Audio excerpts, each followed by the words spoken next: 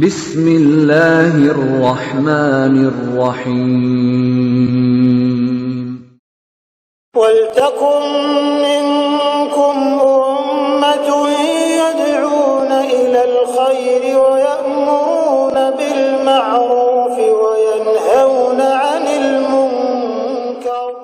Assalamualaikum warahmatullahi wabarakatuh. Ada rambu-rambu kemudahan, ada rambu-rambu kebenaran. Ini jangan menganggap bahwa ini mudah, Allah mudah.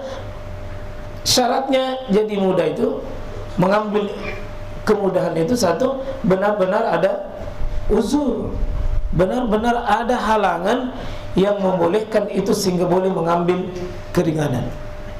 Ya, bolehnya mengambil adanya uzur betul, ya, ada alasannya betul, ya, betul-betul ada alasan. Tadi tidak bisa berdiri, oh tidak bisa berdiri, duduk saja. Ada alasan uzur namanya. Cuma masalahnya ada biasa orang bawa kursi dari luar, nah bawa kursinya di masjid, tiba di masjid dia duduk. Nah ini masalah. Kalau bisa bawa kursi dari luar, pasti bisa berdiri. Buktinya angkat kursi lagi. Kenapa langsung duduk? Mestinya salatnya dulu takbir, sudah takbir berdirilah sesuai keadaan, kemampuan. Nanti capek baru duduk. Jangan langsung duduk, karena aslinya berdiri. Lakukan dulu sesuai kemampuan. Kalau poso makin duduk makin. Ini yang banyak saya lihat di masjid-masjid itu. Kenapa dah langsung duduk? Nah tadi berdiri, jalan pun masuk, bawa lagi kursi. Berarti bisa berdiri, hanya tidak mungkin bisa lama mungkin. Nah yang begini berarti ambil posisi berdiri dulu. Mungkin ya Al-Fatihah dulu makin. Oh tidak bisa juga, takbir saja. Oh mungkin setengahnya saja. Jadi jangan langsung Pak mengambil keringanan. Jangan langsung. Ya, yang kedua, adanya dalil syar'i yang membolehkan untuk mengambil keringanan. Sebab keringanan yang hakiki adalah dengan mengikuti dalil. Ya, ini penting ini rumus beragama ini. Keringanan yang hakiki adalah mengikuti dalil. Itu yang hakiki. Ikuti dalil, ikuti syariatnya, ikuti aturannya, itu yang ringan. Karena aslinya ini agama itu dalil, pasti ringan. Menyelisihinya Pak, pasti susah. Menyelisihinya pasti susah. Siapa beragama dengan perasaannya, pasti susah. Nah seperti kemarin kasus, ada orang meninggal 2 sini, di lorong situ, lorong sana. 2, imamnya mau sholati 2 kali mau sholati. Itu namanya bikin susah. Kalau bisa 1 kali, ngapain 2 kali? Karena dia menyelisih dalil, maka bikin susah. Ya syukurlah antum yang sudah belajar hadir di tempat tersebut. Enggak Pak, 1 kali saja. 2 kali. 1 kali Pak, 1 kali, 2 kali. Berkelailah ahli ilmu dengan ahli tidak ilmu, ahli jahil. Nah, yang begini ada aturannya Pak. Di Mekah jangankan 2, biasa tak 5. Itu lagi campur-campur laki-laki perempuan. Jadi kalau 5 kali itu salat jenazah. Jadi kalau ada terjadi gempa di suatu saat, seperti yang kemarin itu tak berangkat, 43 orang meninggal, satu keluarga misalnya, 45 kali sholat. Kayaknya di jamaah mulai dari pagi sampai siang. Jadi agama itu Pak, kapan menyelisihi pasti susah. Pasti itu apapun.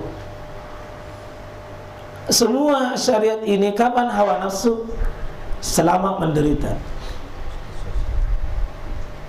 Selama hawa nafsu bukan dalil, menderita. Itu saja.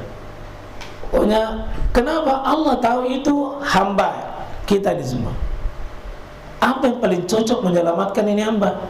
Dibuatlah aturan dari Allah yang menciptakan itu manusia. Kalau ada mobil Toyota Kijang, siapa yang keluarkan Pak buku petunjuknya? Jepang. Iya, Jepang. Masih Jepang. Jepang. Itu yang keluarkan aturannya, karena dia paling tahu. Allah ciptakan sebuah makhluk paling mulia, itu manusia. Buku panduannya, buku tuntunannya juga Allah beritahu. Ikuti dalil. Ikuti dalil. Kematian, Pak. Kalau kematian Bapak ikuti aturan syariatnya, mudah.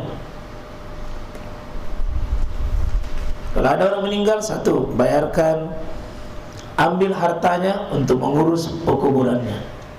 Prosesnya itu. Masih ada, sisakan untuk bayar utang. Masih ada, periksa wasiat. Masih ada, periksa ada harta yang ditinggalkan, itulah warisan. Itu urusannya.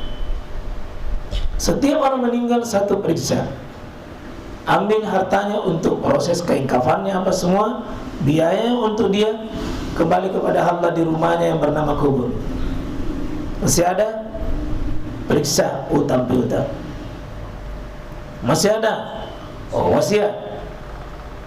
Wasiat didahulukan, Pak, menyangkut orang lain. Sedangkan warisan menyangkut ke dalam, itu haknya orang dalam. Kalau masih ada, baru periksa banyak.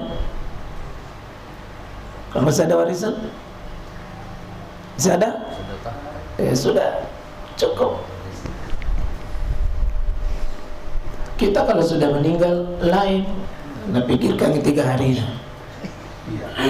pikirkan 7 harinya. Ini bikin repot sendiri, kan tidak ada dalam syariat kita repot. Tembok kuburannya harus ada begini, harus ada begini, harus begini. Ini yang bikin susah.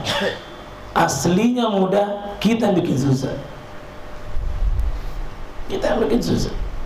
Sebenarnya Pak, ini agama luar biasa. Ini rahmat bagi kita. Cocok kita. Cocok kita, cocok hamba ini. Kecuali hamba yang mau beragama di atas nafsunya, bikin susah. Yang ketiga, mencukupkan pada kebutuhan saja, kebutuhannya saja, dan tidak melampaui batas dari garis yang ditetapkan oleh dalil. Apa itu, Pak? Contoh, mau mati, tidak ada makanan penyambung napas, boleh makan babi. Babinya aslinya haram, tapi demi nyawa boleh makan babi. Tolong makan babi ini sesuai kebutuhan untuk bisa hidup. Tolong jangan dibungkuskan istri di rumah.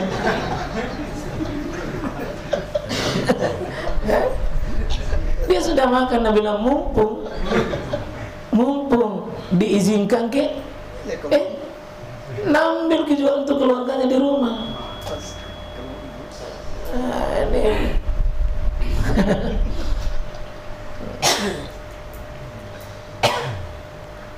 wa na'udzubillahi min dzalik.